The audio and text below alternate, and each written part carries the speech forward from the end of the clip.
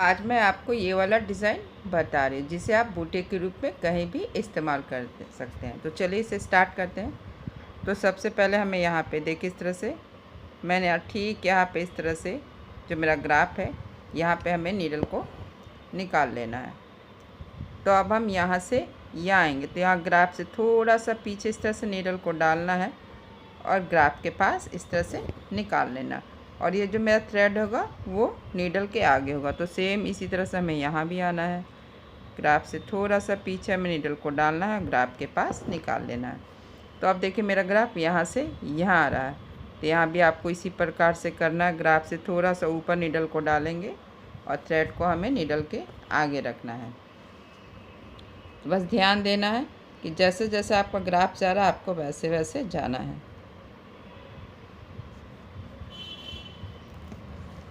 तो देखिए अब हम यहाँ से आएंगे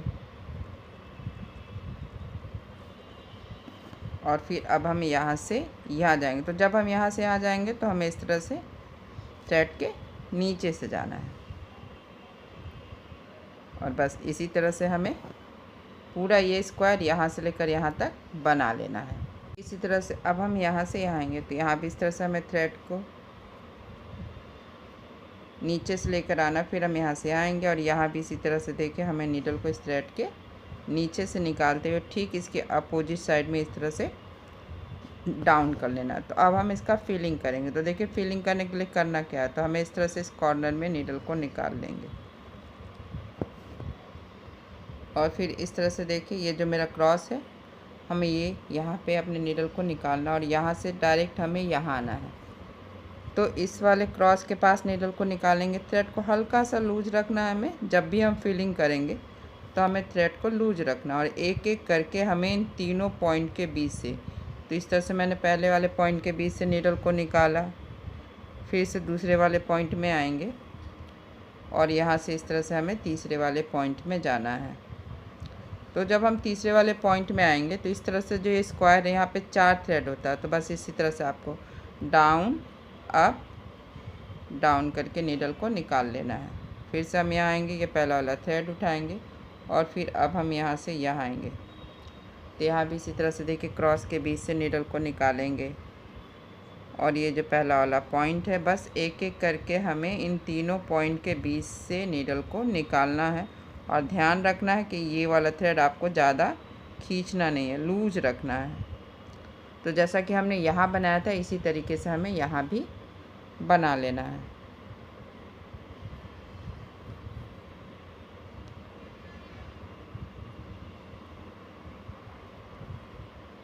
देखिए इस तरह से इस तीसरे वाले पॉइंट में आएंगे और फिर इसी तरह से बस हमें डाउन अप डाउन करके नीडल को निकाल लेंगे और इसी तरह से हमें इन दोनों स्क्वायर को भी बना लेना है। तो देखिए मैंने इसी तरह से पहला स्क्वायर कंप्लीट कर लिया। ठीक यहाँ पे जहाँ पे मैंने नीडल को निकाला था इस तरह से हमें नीडल को डाउन कर लेना है। तो फिर से यहाँ पे देखिए इस तरह से एक स्क्वायर और है। आप चाहे तो इसे सेम कलर से कर सकते हैं या तो अलग कलर का भी इस्तेमाल कर सकते हो। तो अभी हमें करना क्या है, तो इसी तरह से हमें यहाँ पे ठीक यहाँ पे इस तरह से मैंने नीडल को निकाल लिया है। नीडल को निकालने के बाद अब हमें यहाँ से यहाँ जैसे जैसे मेरा ग्राफ जा रहा बस वैसे वैसे हमें जाना है। तो यहाँ पे इस तरह से हमें बस नीडल को हम यहाँ पे डालेंगे इस तरह से देखिए और इसके और फिर यहाँ से यहाँ हमें आना है। जैसे जैसे मेरा ग्राफ जा रहा बस वैसे वैसे हमें जाना है। अब हम यहाँ से यहाँ पर आएंगे तो देखिए हमें यहाँ से यहाँ पर आना है। तो जब हम यहाँ से यहाँ आएंगे तो हमें पहले वाले थ्रेड के नीचे से फिर यहाँ पे इस वाले थ्रेड के ऊपर से इस तरह से देखिए फिर नीचे से और फिर यहाँ से अब हमें यहाँ आना है। बस हमें ऑल्टरनेट करते रहना है, एक बार ऊपर एक बार नीचे।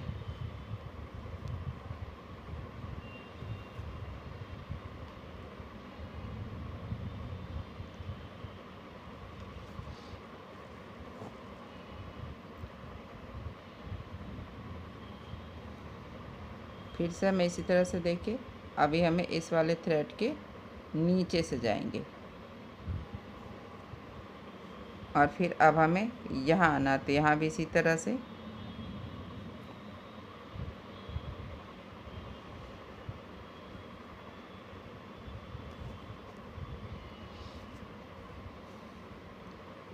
जैसा कि हमने पहला वाला स्क्वायर बनाया था, इसी तरह से हमें इस वाले स्क्वायर को भी बनाना है। फिर हमें पहले वाले थ्रेड के नीचे से और फिर अब हम यहाँ से यहाँ आएंगे। तो बस जैसे जैसे आपका ग्राफ जा रहा है वैसे वैसे आपको जाना, जैसा कि मैंने पहले भी बताया था कि आप चाहे तो इसे दूसरे कलर से भी बना सकते हैं।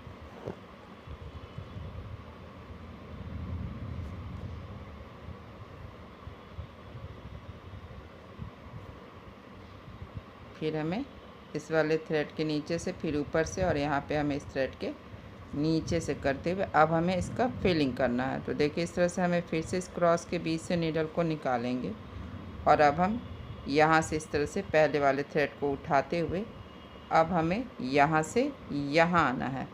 तो बस यहाँ से अब हमें इसी तरह से पहले वाले थ्रेड के नीचे से, फिर ऊपर से, फिर हमें इस वाले थ्रेड के नीचे से जाना है और फिर हमें यहाँ भी इस वाले थ्रेड के नीचे से, यानी एक बार ऊपर एक बार नीचे, और अब हम यहाँ आएंगे। इस तरह से सिर्फ हमें ऑल्टरनेट करना है।